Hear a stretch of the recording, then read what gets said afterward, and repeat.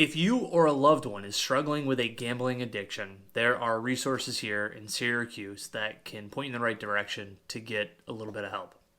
You can dial 315-413-4676 and you will be connected with a resource center. Elizabeth, my guest today, is actually the manager of that resource center, and she is a wealth of knowledge. Admittedly, I felt like gambling addiction was completely different than drug addiction, alcohol addiction, but I quickly realized when I talked to Elizabeth that they all have the same symptoms, they all have the same control of your life, and that can really make people feel powerless with really any addiction.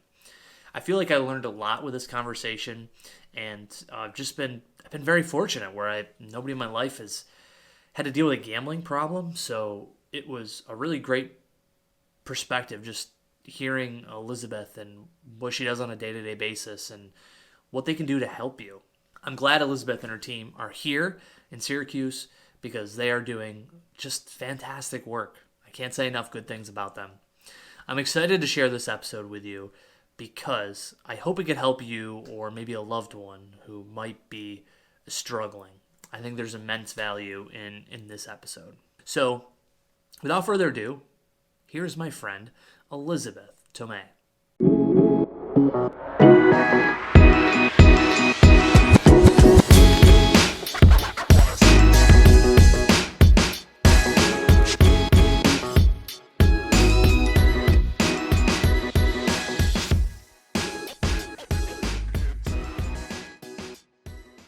Hi, I'm Elizabeth Toomey, and I am the team leader with the Central Problem Gambling Resource Center. I'm a program of the New York Council from Problem Gambling. That's cool. It's something that I was just telling you is not something that I've had to deal with, fortunately. And I didn't even know this resource was available here in New York. Are you guys like local, like in Syracuse? Yes, so I cover the central region. So I cover the 13 counties that make up the central region, and I also cover part of the Finger Lakes. But the Central Problem Gambling Resource Center, or the resource centers themselves, there's one in every region and borough within our state. So no matter where you are in New York State, if you're struggling or have questions around problem gambling, there's someone there to help. That's great. And it's a number that they call basically, Yes. or? Yes, I have a local number for central New York, but then we also have a statewide number. Okay, yeah, cool. What we'll do is if you're listening to this now, you can look in the show description. I'll put the number down there too. So if anybody's looking for resources, there's a great chance for a number to call. How did you get into this line of work? Well, I was in prevention for about 20 years. Oh, wow. And I was wearing the hat of one day alcoholism, the next day marijuana, the next day opiates, the next day problem gambling. And the opportunity came at the Problem Gambling Resource Center that was going to be here in Syracuse. And I jumped on it for the fact that I now can focus on one addiction and help people that really need help. So before, you in a past life, you were like spread out with different types of addictions. Now you're just focusing purely gambling. Yes. What would you say is like the big difference between the two? Like, is alcoholism have different traits and qualities than like somebody who's addicted to gambling? Addiction is addiction. So, right. So they even when we look at the DSM-5, which is like the criteria for a gambling addiction or alcohol addiction, they're the same. It's just the definitions for that change. Right. And it's actually pretty neat that I can't even say that it's neat. There is such a crossover between problem gambling and multiple diagnosis, co-occurring diagnosis. It's like 73% of people that are struggling with an alcohol addiction also have an underlying problem gambling addiction. Yeah, not like neat in the way that like cool, but like very interesting to look at the data and see that somebody can just have like an addictive personality. It sounds like. Yes, I think it can be as I said, addiction is addiction, and addictions cross over from one to another. You said just a few minutes ago the DSM-5. Did I say Yeah. that right? What is that?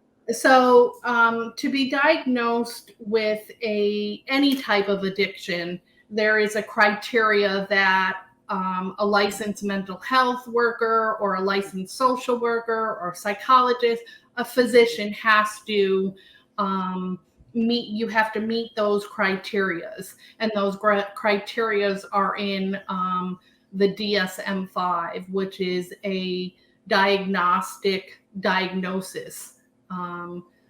that Gotcha.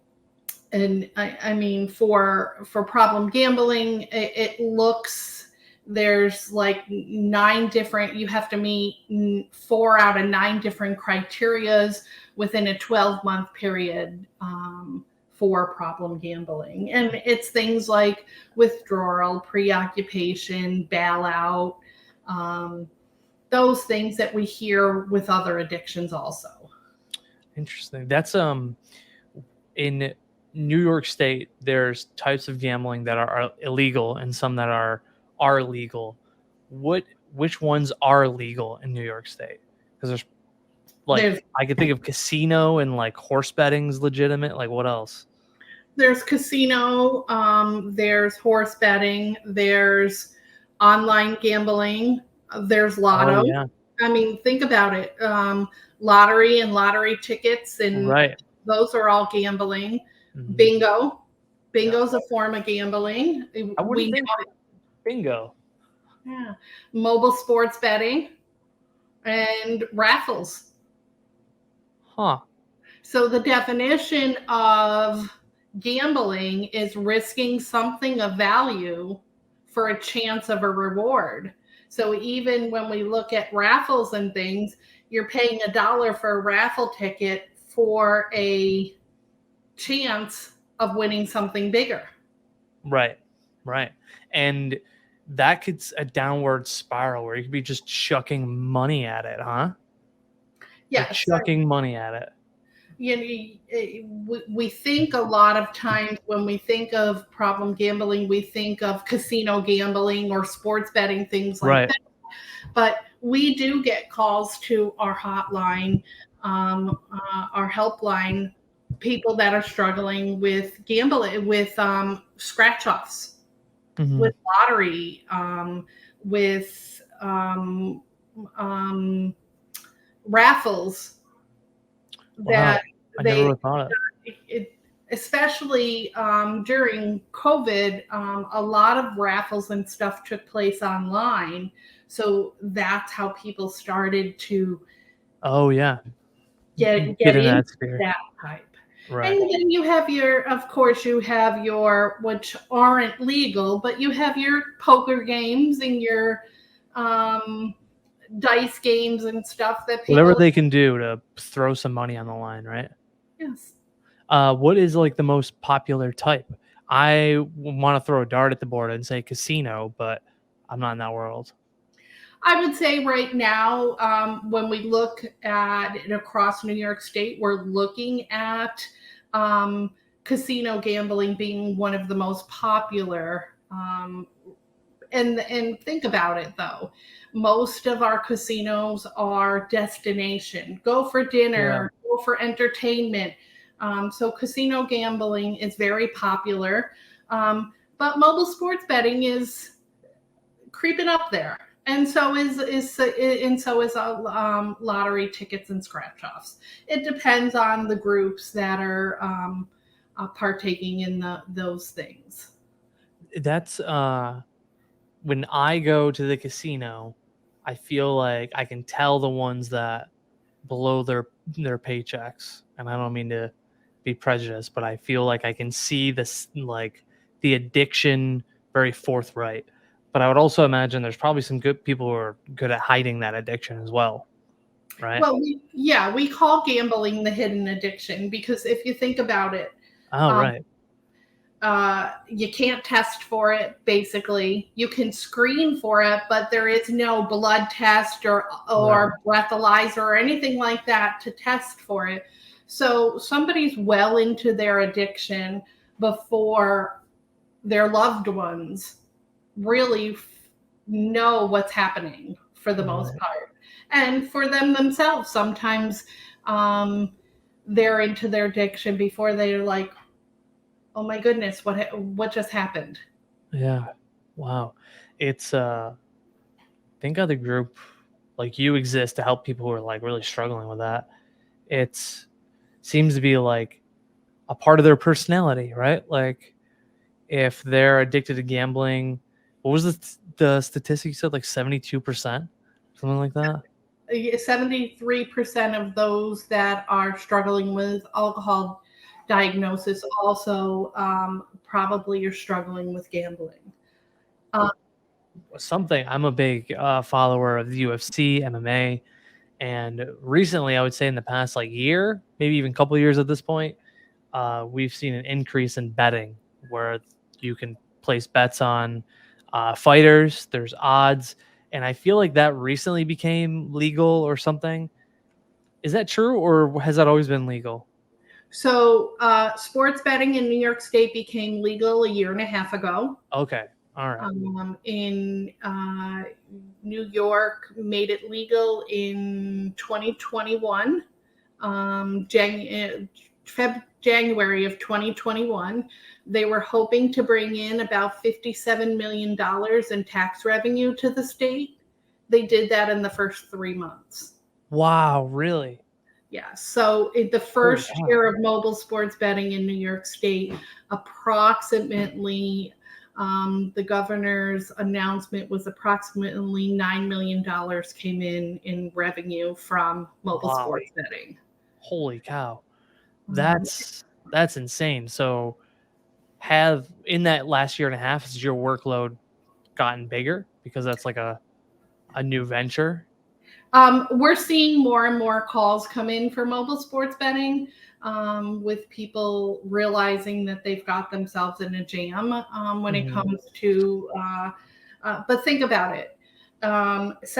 85% of the population have a mobile device that they can, and it's accessed 24/7. Yeah, yeah, So there's opportunities to gamble 24/7 and not just on sports that are happening in New York State. It's across the world.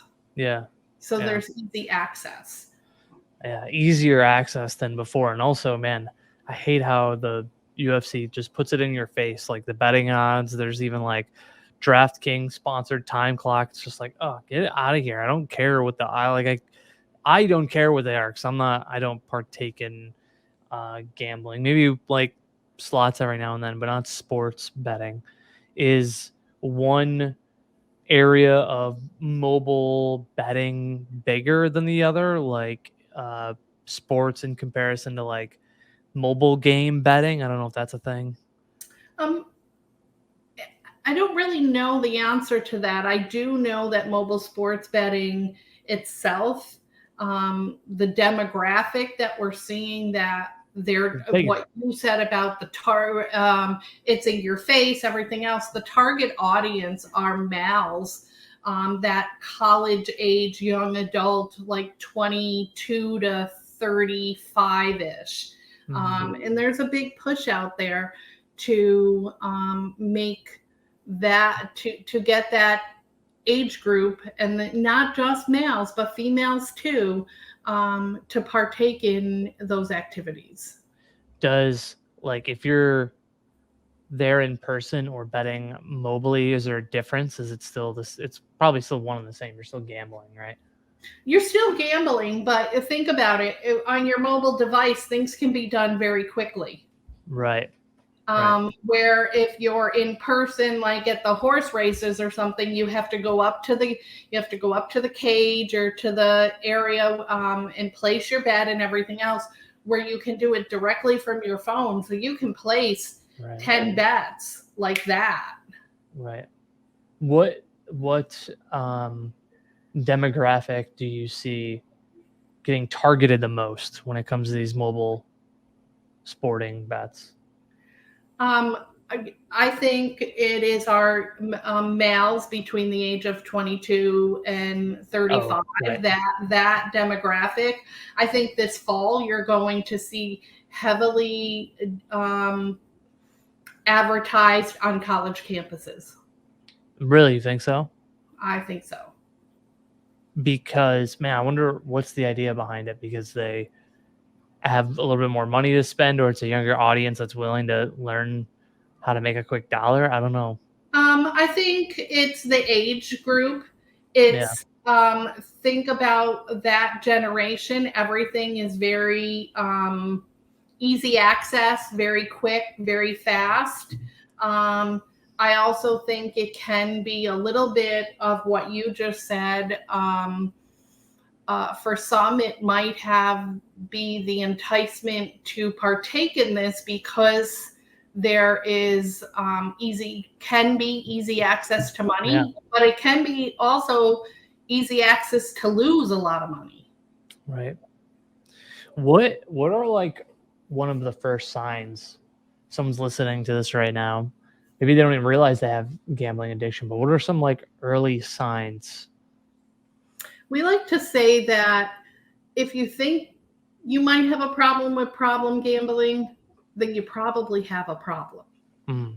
Because that first thought in your mind is, "Ooh, do I have a problem?" There must be reasons why you're questioning that you have a problem. Right. But, some of the other signs would be like gambling to escape or avoid worries and frustrations, neglecting responsibilities, distancing yourself and wanting to gamble more than be at family events, and preoccupied with gambling and the things that come along with gambling, using money for rent or for medicines and things like that on gambling instead of where it should be being used, relying on others to get you out of the debt you're in. Oh, that's a scary one. Our friends at Detroit Boxing Company are dedicated to providing high-quality boxing apparel. With fighters and fight fans in mind, their designs are unique and stylish. With their hats, shirts, hoodies, jackets, they are going to make your jab cross hook look even more sexy. They have great classic t-shirts that feature some of boxing's biggest legends: Tommy Hearns, James Toomey, Jimmy Paul, and more. The people behind this company are simply wonderful, and they truly care about the boxing community. You have to check out their website at DetroitBoxingCompany.com and see the full catalog of all the great stuff they have available. Scoop up some fresh gear and just make sure you use the code word CoryCast at checkout, and you're going to save yourself a little bit of money. Check out their Instagram page at Detroit Boxing Company and hit that follow button. Just let them know that Cory sent you.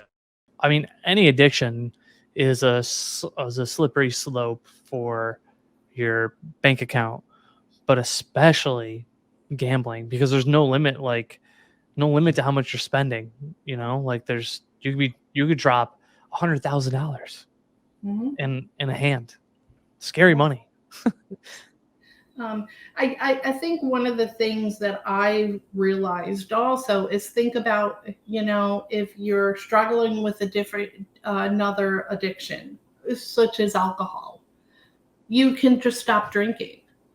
With gambling, what is it? What you have to have money to gamble. But you also have to have money to live. So you always have that money in your hand. So there's always that temptation. Right. Wow. It's an unfortunate reality to life, and so when someone is looking for help and they call that number that we'll put in the show description, what happens from there? So if somebody calls us, they're especially here in the central region, they're going to get my partner in crime, Sarah, who's our program manager. And Sarah will ask them a few questions and then get them on their way. It's things like, are they just looking for information to educate themselves a little more? Are they looking to be screened? We have an e-screener right on our website that somebody can go to and take this e-screener, and it will help them determine whether they're struggling or not. From there, if they're looking to talk to someone about that, we have our own private network of clinicians who's been trained specifically in problem gambling that we refer to.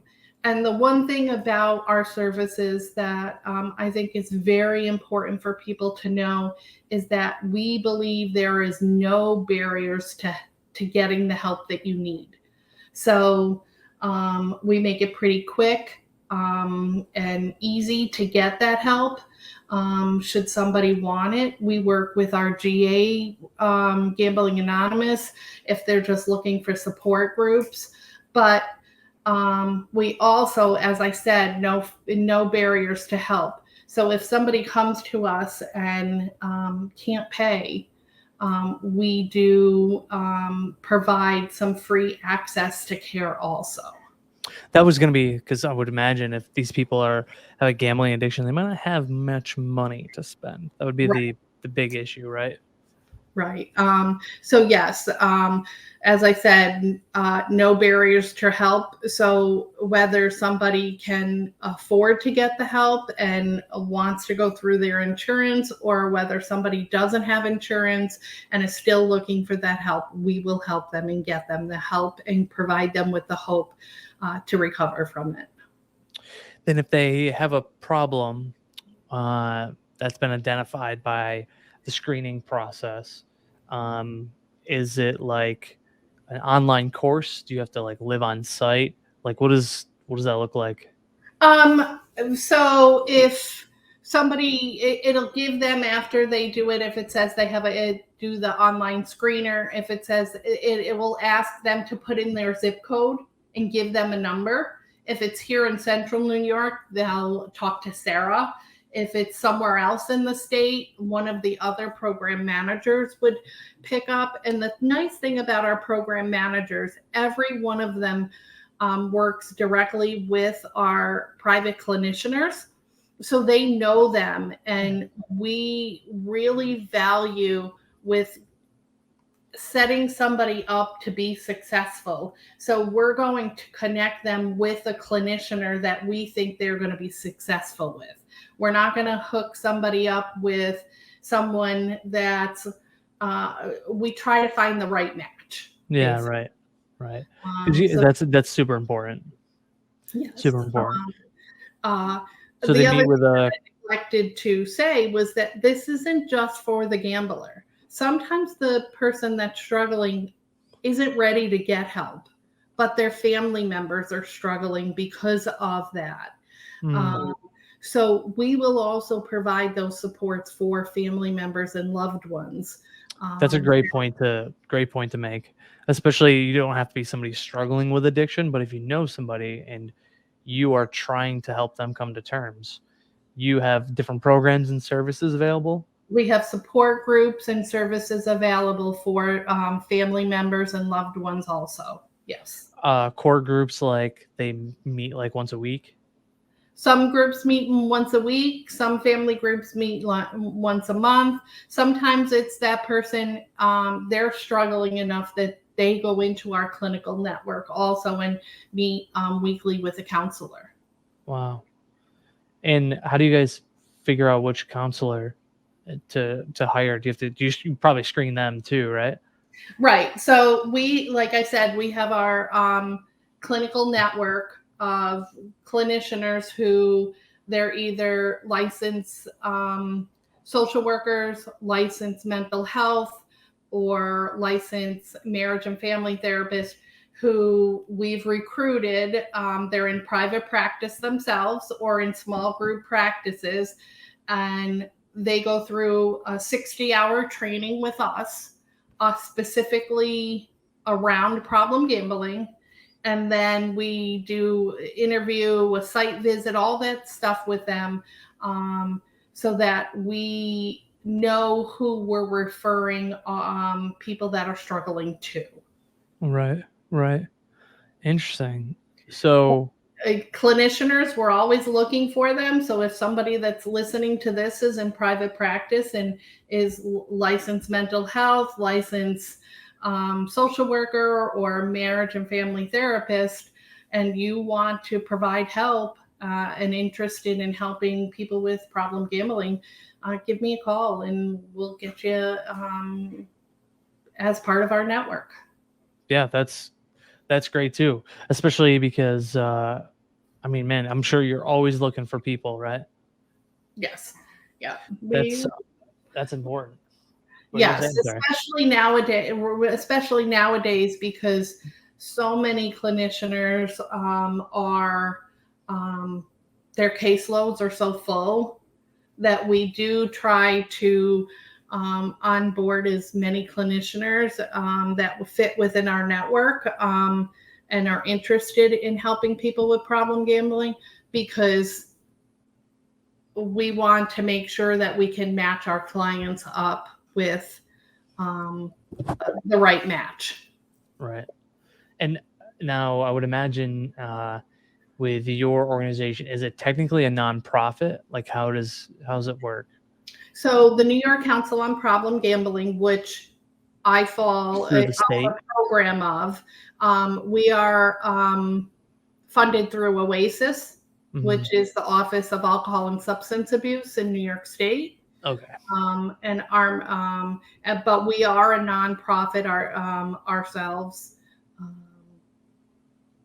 But at least you have the funding coming in through New York State, essentially, right? Yes. Do you guys like take donations and stuff? No. Yeah, I'm sure. Yeah, if somebody was wanting to donate, I'm sure they could call our main number and Gotcha. Okay. talk with our accounting department and make a donation. Absolutely. Yeah.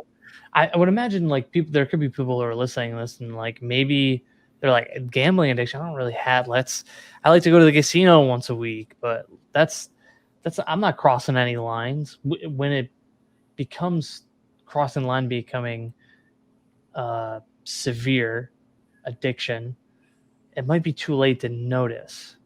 So do you usually recommend like talking to like friends or families like to assess if you are struggling with it? Like maybe they see it from an outside perspective, or is it when you become damaging to yourself is when it becomes a problem?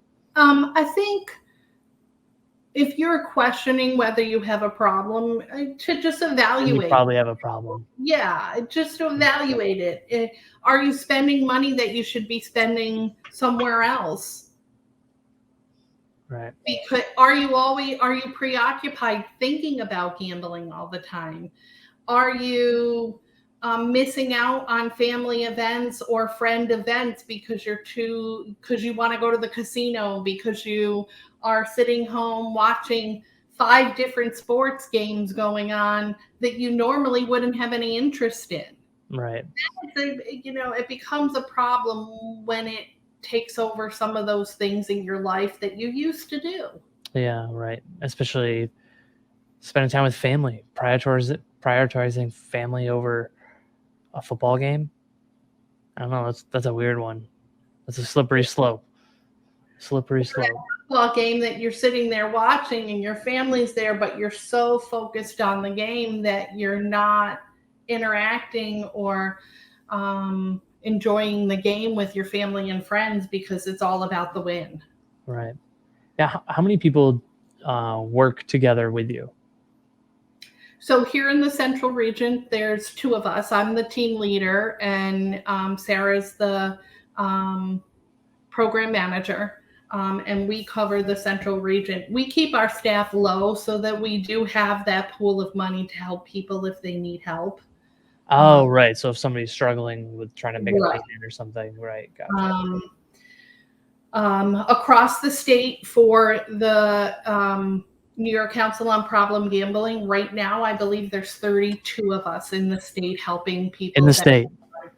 That are helping people. Wow. That seems like low. I feel like you should have 32 people here helping, but I don't know, like, what is a normal caseload for you? Like, how many calls do you see traditionally in a day? Do you keep track of those kind of things? We do keep track of them. Sometimes we don't get any calls in one day. Right. But that's not the only thing we do. As the team leader, I'm out at those community events, letting people know who we are and what we're doing, and tabling at different fairs and festivals and wellness things, so that people know that there is hope and help available. I also go into treatment centers, recovery centers, businesses, organizations, and do trainings around problem gambling in the workplace, problem gambling PG 101, just the basics, mobile sports betting, what's it all about? So it's not yes, our biggest thing is helping people in Central New York, but we have to do that outreach and those trainings to make people aware that this is here and it is a problem. And how do you like figure out, like, how do you plan all these things out, or how do you even plan a normal day-to-day thing? Is the Oasis, I think is the name, are they telling you you need to go to this event, or are you trying to look at it from a entrepreneurial sense, be like, oh, here's a wellness thing at Long Branch Park, we should be at this thing? Like, how does it work? That's exactly how it works. Oh, okay. Here in New the York Central, State's like, yeah, take a booth, get some pens, go for it.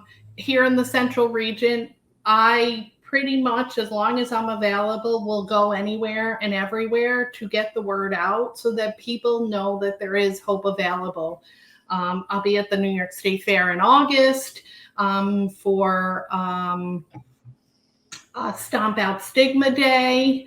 I was just at an event up north. I'll be at an event coming up for veterans. Veterans is a huge population of people that we actually have a veteran himself. That's our veteran coordinator that has been doing some amazing things across New York State to reach out to our veterans and let them know that there is hope and help available.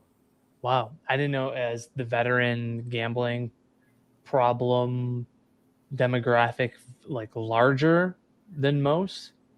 There is a population of military and veterans that do struggle with problem gambling. But it's a culture thing for veterans. Right.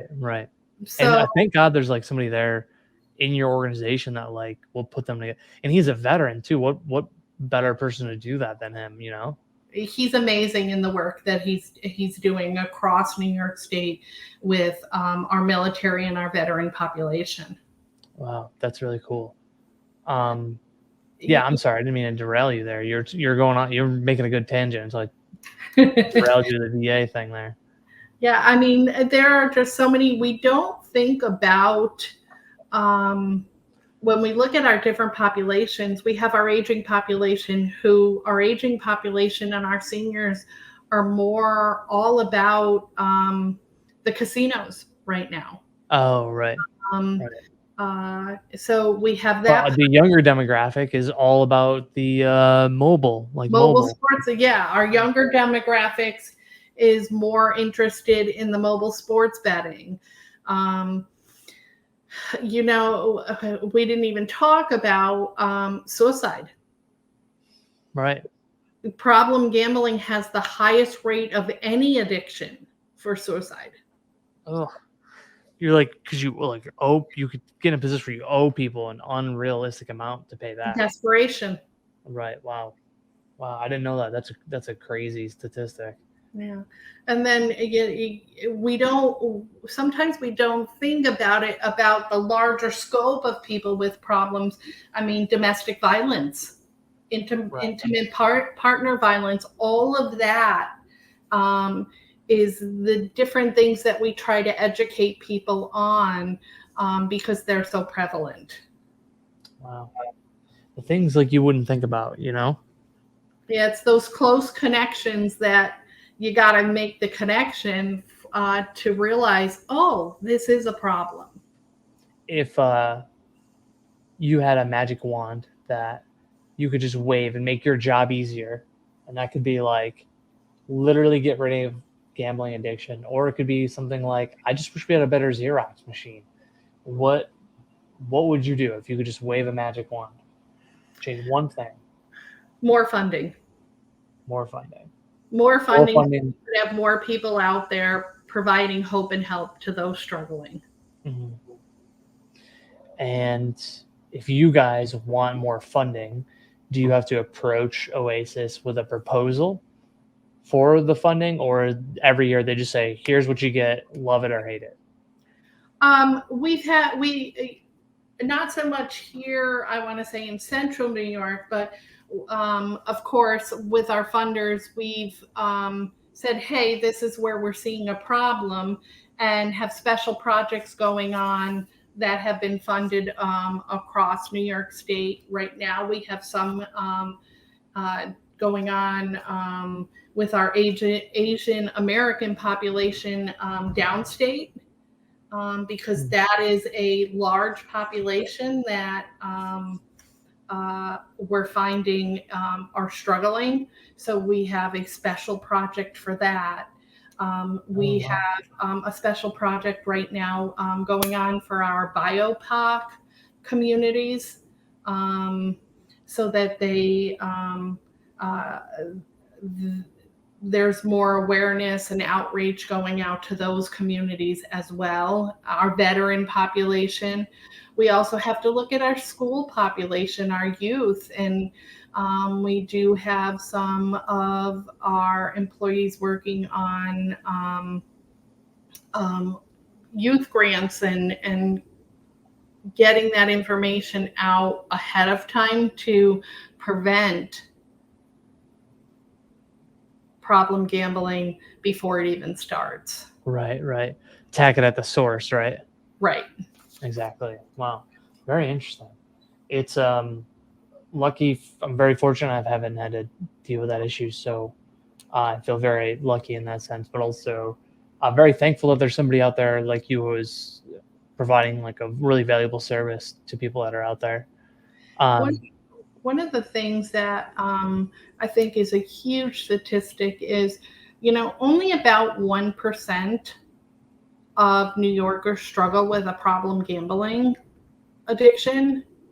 And we look at that and we say 1%. Right. But for every one person that has a problem, they affect 8 to 10 other people. Huh. So now you're up to about 55% of the population in New York State are struggling.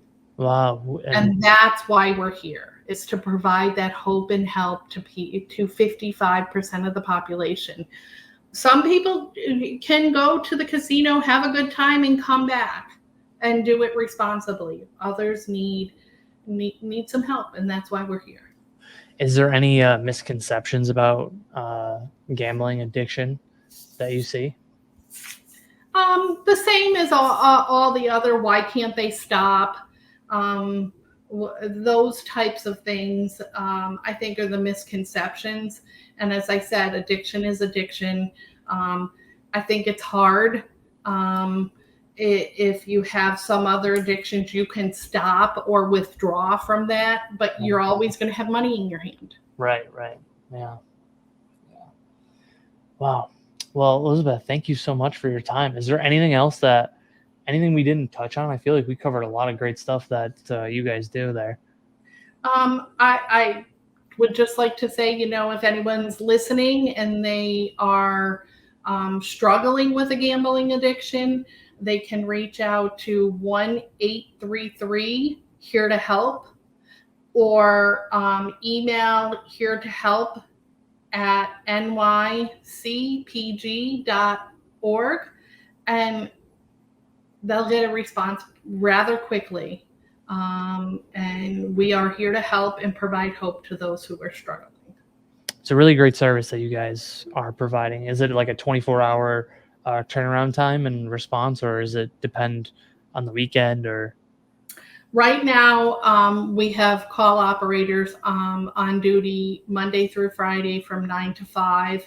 The rest of the time, somebody will call them back the next business day.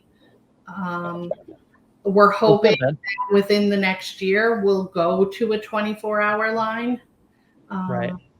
We're just waiting for approval on that. Always waiting for somebody else's approval, you know? It's the worst.